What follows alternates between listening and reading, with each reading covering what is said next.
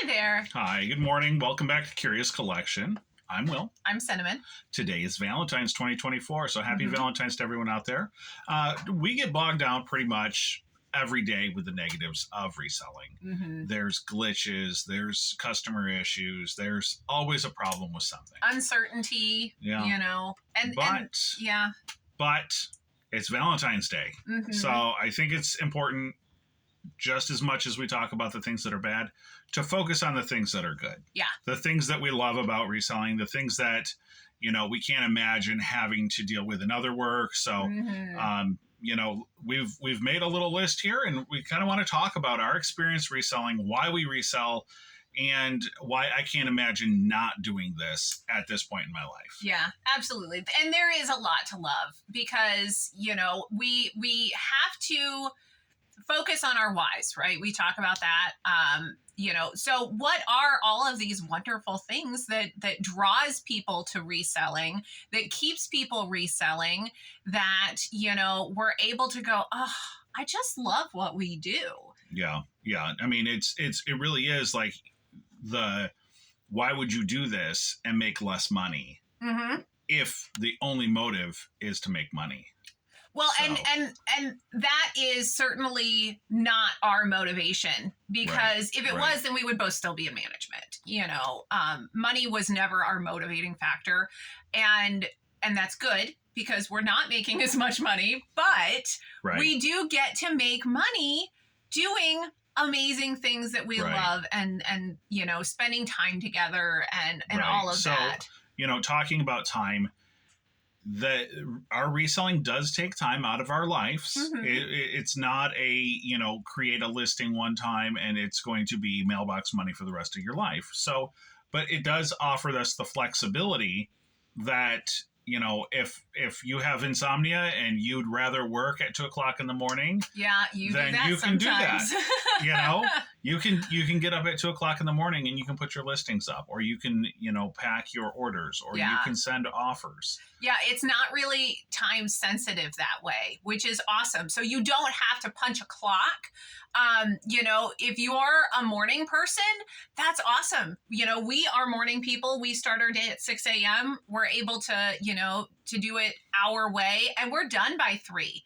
So when the boy gets home from school at 3:30, we're pretty much done with work for the day. So we can now focus our time on family. Right. If your schedule looks different, when I was working at the hospital or wherever, then you would put those 12, 13-hour days in on the days that I was at work, so that when I was off work, we got to spend time together. We got to have our days off together. He would still ship and answer questions and stuff, but the listing, the spending time in the office, sourcing. Right. I was able to do all that stuff while she was at work. Or we would source together, and that would be, our fun together too, our entertainment. Right. So the other day, the boy wasn't feeling good. He called, and we were able to, he was able to continue working. I could drop everything and go pick him up and not have that, that sinking feeling in your stomach. Like if I was at the hospital or at the hospice house, if I would have gotten a call from what do you do? Right. He was at school and he called saying that he wasn't feeling well. Right. So what do you do? Okay, which parent has to take the day off of work now to go take care of the kid? And that's what we used to do. When we both worked full-time jobs, it was literally, we had to take turns taking sick time with our children, because, our employer would only allow a certain amount of days a year that your children were allowed to be sick. And the more children you have, the more time you're inevitably going to have to take off to take care of those children. And the guilt and the snide remarks sometimes that you would get from your boss or from other coworkers. Oh, you have to take the day off because your kid's sick, huh? It happens. Well, maybe I should have half a dozen children.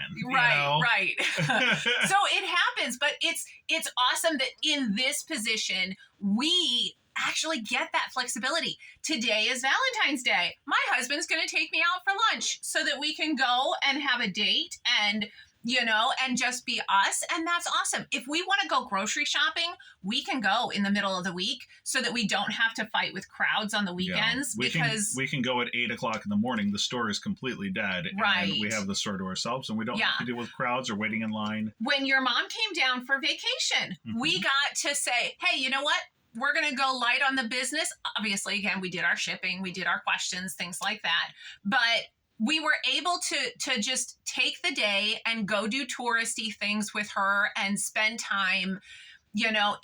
It's so amazing, the flexibility that we have, and it's nice because we get to work our way. We can turn on some country music, or, we can turn on some alternative or some pop, whatever we feel like that day. Talk shows, whatever. Yeah. We don't have to worry about what other people want, right? One of my pet peeves from working at the hospitals and stuff is you're not allowed to have a beverage at the nurse's station, right? In retail. You can't have a beverage where you work. Yes. In a lot of workplaces. You're not allowed to drink while you're on the clock. And you're like, for reals? Or, you have to ask permission to go pee. Or, hey, can somebody watch my patients so that I can try to shove some food down my throat for 5 minutes? We don't have to deal with any of that. We have our own kitchen. We don't have a break room that other people have murder shows on the TV. Yeah. One of my favorite things to talk about is when I was working in retail. We had an employee that every day 8 a.m. everyone's taking their break and they want to watch the true mystery type of murder shows where it's just absolutely gory, absolutely not work appropriate. And to have that conversation with somebody and say, come on, really? The rest of us want to just enjoy life, not worry about, being murdered sometime. Yeah. So we get to do this our way, which is pretty darn awesome. And if you love murder shows, you can have murder shows going on in the background while you're listing.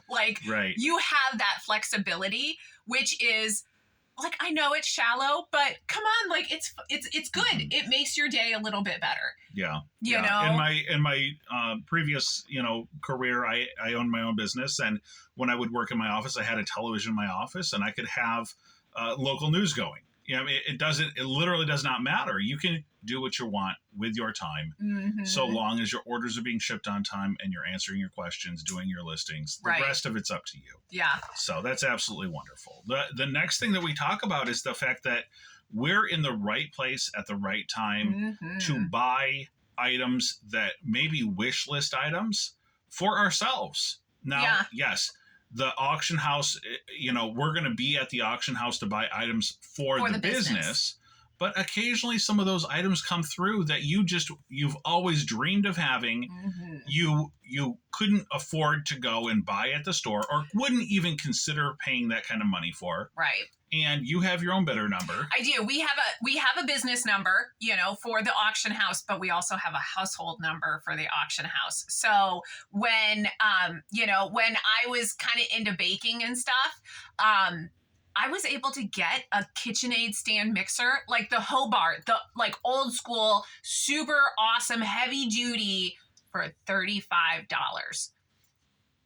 Who even thinks that that's possible? That's insanity. Yeah, with all the attachments. Right. You know, he got a Vitamix mixer, and in that thing, we use it to grind our coffee, our coffee beans. Whole beans go into Vitamix and poof, it's ground coffee now. Yeah. Smoothies, all sorts of stuff. I mean, and again, being in the right place at the right time, we're able to get things for the household for, 5 to 10% pennies on the total dollar cost of what it would realistically run. Right. My jewelry box, I have such a pretty jewelry box. Actually, the box itself, the piece of furniture that I have is amazing. But then which we were able to purchase for the house,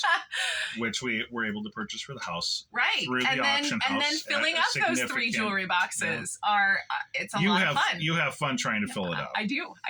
But those are all things that we've gotten plush for our son for Christmases and birthdays and stuff like that. He's a teenager. He wants electronics, and we have a budget for Christmas. So yes, we have to buy him those new electronics that he wants, but we can kind of fluff up Christmas and birthdays with things that we're able to find at the auction house, or, while we're out and about. So it's pretty awesome that we are at the right place at the right time, so that the household can kind of benefit with all of the awesome finds that we can get. Absolutely. One of the things that I like is that, everything that we're doing with regard to the effort that we put into our work is for us. There's no boss that's stealing your ideas. There's no one who's taking claim for your efforts. There's no one undermining your decisions. Everything that we do, all the decisions we make, it can be a little weighty, but 100% of that effort is for us. So, and part of that, and I had mentioned, was that there's not an income cap on this, right? So for a lot of people, your employer sets a wage that you have to work for. But then wages are maxed out. And there's a max cap. So if you've been there for, more than 10 years, you're not going to get more than, say, a 2 or 3 or 4% raise every year. There's not a lot of companies out there that are offering 15% bonuses, 25% bonuses. This is what you can do with reselling. You can increase your sales. You can increase your wages by 15 or 20% year over year. Yes, it takes different types of work. It takes more work a lot of times, but it is possible. So the theoretical is that you can see those large increases in pay the longer that you do something. Right. Or scale back if that's where you're at. If you're just trying to... Yeah, there's no mandatory overtime. Right. Yes, that's real. I didn't want to work a bunch of overtime. We have other priorities. So you can genuinely get what you want out of this. If you just want to do this part-time, then you can do that. If you want to make a living out of this, then, put the work in, and you can do that too. So... Or you can make it a side hustle, and you can just do it. You could literally list an hour a day while the kids are napping. Yeah. It really is that flexible. Or you can just do, 20, 30 listings before Christmas and have some extra money for a holiday. Right. Or a vacation, however you want to do it. So it really does offer tremendous amount of flexibility. And we absolutely love that. You get to choose who you work with. That's another part. That's real. Like, when you're working for a big company and there's a lot of personalities that you're working with, you don't get to choose your coworkers. So there's sometimes office politics. There are times when, your boss is maybe not someone that you kind of, and we can't all get along with everybody. Like, that would be impossible. So it's nice to be able to choose who you work with. It is. Yes. And, we've talked about the fact that, we'll go and we'll talk to some vendors and we'll be like, yeah, we're not going to go talk to them again. Their personality doesn't mesh with ours. It's just not worth dealing with them. And we can decide that. And we to some extent, we can decide who our customers are. If we have a bad experience with a customer. Sorry, dude, you're blocked. Don't want to deal with you again. So, we do have a little bit of flexibility with who it is that we're working with. Yeah. And kind of on that, I feel like the older I get, the more introverted I become.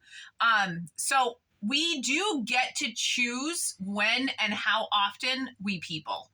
And there are days when I genuinely, I just don't want to people. Like, I've hit my quota for the week, and I'm like, nope. By people, you mean socialize. Yes. For people that don't speak cinnamon. Yes. Sorry. Yes.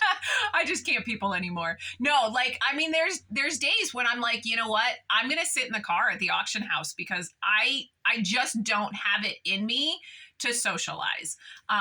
Or, there's days when I'm like, nope, I don't want to go fight with crowds at the flea market. So I'm going to nope today, So, and there's other times when I'm like, I've got to get out of this house. Like, let's go find something going on. And there's always something. There's always an opportunity to go source. Right. Yeah. There's flea markets, there's auctions. You know, we have a couple of different auctions in our area. We've got different flea markets. There's always like thrift stores and garage sales and stuff like that if you're desperate. You know, there's other private sellers that we have that, you know, we communicate with. If we really feel like leaving the house and calling it work, then, you know, we can do that, because absolutely, that's the nice thing is that, like we were talking before, like we're kind of like personal shoppers. If we want retail therapy, then we get that as much as we can afford. You know, we can go out, we can go shopping. Well, it's not even as much as we can afford, as much as the business can afford. Yeah. So the business has a bigger budget than we do. Right. As an example, last month, we had that giant turquoise buy. We bought a bunch of vintage turquoise. And we've talked about the fact that, you know, that was a great deal. We know that person, and we're going, okay, well, when do we get to go back? Let's make sure we get some money in that account, because we want to go back and we want to make another deal like that. So, you know, that is one of those great things, is that we can decide who we want to deal with, when we want to deal with people, when we don't want to deal with people. You can turn off your notifications and just not deal with those people. So, you know, another thing that we talk about is that the break room. You know, we talked about the obnoxious people in the break room, but, you know, the cost associated with going out and getting lunch.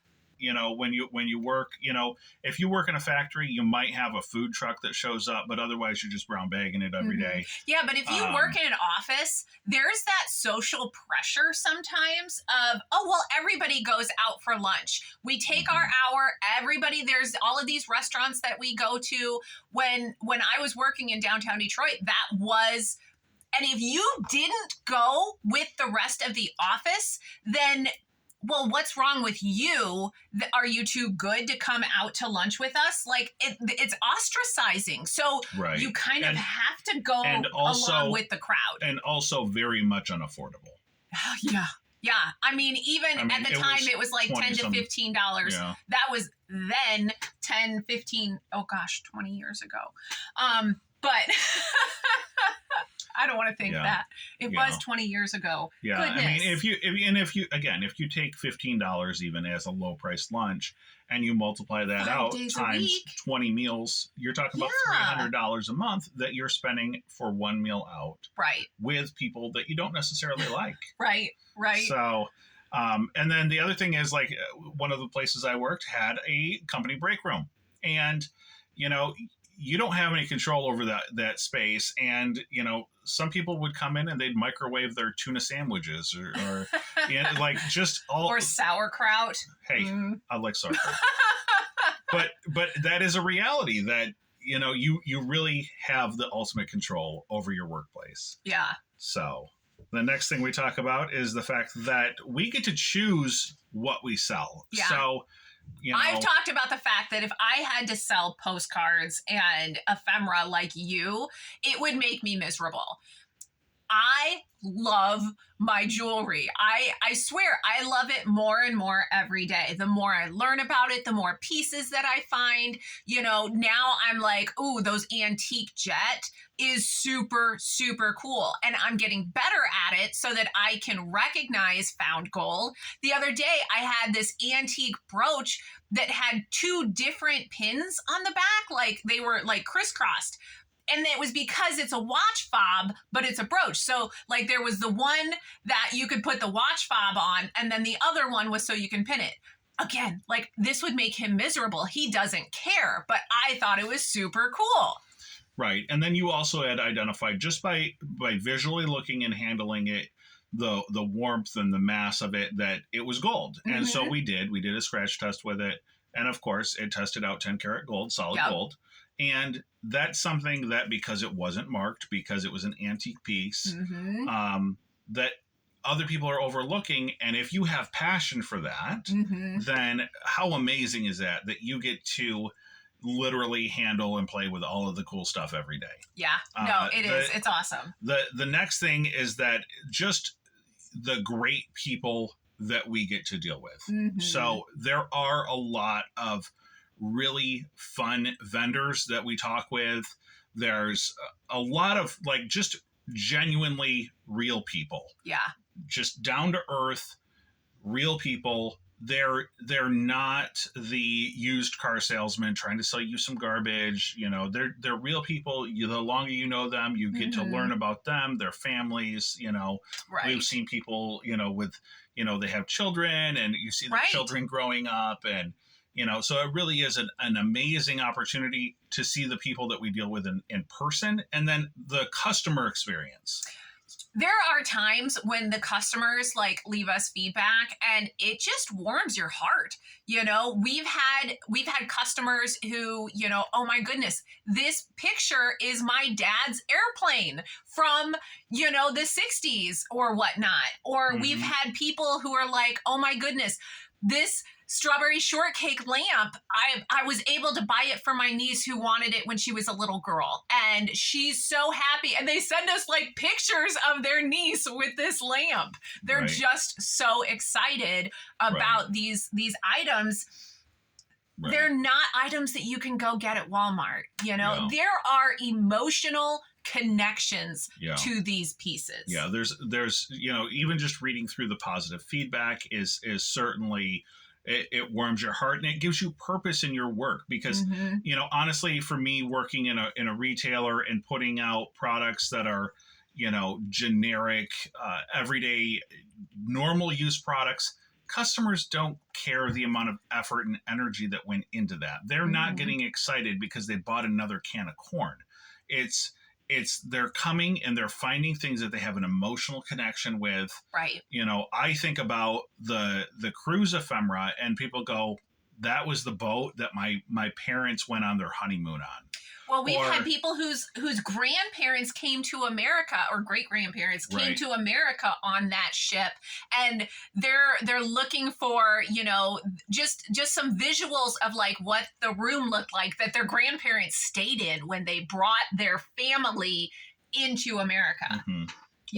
Or I've had people that will buy a passenger list because they're doing genealogical research, and they want to know, you know, were they on that boat? And when you can find something that's 100 years old that has your family member's name in it, that I can't even imagine the joy that brings to people. And the same thing with the photographs. We sell photographs of communities, of individual people, and sometimes they do write on the backs. So I would suggest for anyone out there, if you have a picture of somebody that means something to you, and you want that to live on, write their name on it. Absolutely. Write their name on it, because it really does. If it ends up in the hands of a dealer like us, you know, we're going to put that out there in the marketplace. And if we know the location, we know the name, we put it out there, and it's amazing how some of this stuff can be reconnected with their families. With the family. We had somebody I had an 8mm film roll. It had the family's name on it. The person bought it, and they were just absolutely ecstatic. There was another one. It was a linen postcard. It was a yacht in the picture, but it had the ship name, and it had the person's name that owned it. And that person, their child, bought it and said, you know what, that was my dad's yacht back in the 60s. Yeah. So to be able to reconnect with something like that is amazing. And you're restoring someone's life. Yeah, no, it is. I've had jewelry pieces where they've messaged me and they've said, you know, when my mom passed away, my sister ended up getting all of the jewelry, and it broke my heart. But what are you going to do? You know, this is the family dynamic. But she's like, these pieces, they remind me of mom. And so, you know, she was able to buy some pieces that were so very mom, you know, so that she could still feel like she's got that connection. And that's pretty amazing. And some of these things we literally are saving from the garbage, or we're saving from a smelter, or, you know what I mean? So we're able to restore these pieces to their rightful glory. And I think that's Yeah. pretty cool. Yeah. There was actually a piece that person had reached out and contacted us. They weren't asking for a discount. They weren't anything like that. They just wanted to let us know that they loved the sapphire ring, and they ended up buying it because it reminded them of the ring that they had. And it could have been the style, everything was probably produced in the same lot, and they had to sell the ring because they fell on financially hard times, and they were so excited about the fact that they could now buy that piece or a similar piece to what they had back, and kind of get over the trauma of being in that situation. So, that was absolutely amazing to me, I think. Yeah. And I feel like there's a million of those kind of stories, and we get those all the time. And it really helps to keep you motivated, to keep doing what we're doing, and to have that, like, it's just so cool. It really, really is. Yeah. So I appreciate everyone who's coming and viewing our videos. We are at around 980 subscribers now. Our goal for the entire year is 1,000. So if you're watching our content, if you like what we do, please subscribe. Help us to get to that 1,000 goal. If you have great affection towards your reselling business, tell us the types of things that you love about reselling. Right. And it really does help. Sometimes we all get in a funk, right? When we're not getting the sales we think that we should, or whatever the reason. Sometimes we're just in a funk, and it's so important to try to help think of our why, to focus on these wonderful things that this business allows us to do. I love working with my husband. I love my son seeing us have a successful business. He sees things, and he says things sometimes that I'm just like, oh, that's awesome that you're recognizing that. He's like, you guys are so much happier, like, working here than I've ever seen you before. So it's really amazing. So please share with us down below in the comments, your whys, your things that keep you motivated, your love letter to the reselling industry. All right. Good luck to you guys out there. Thank you so much for watching.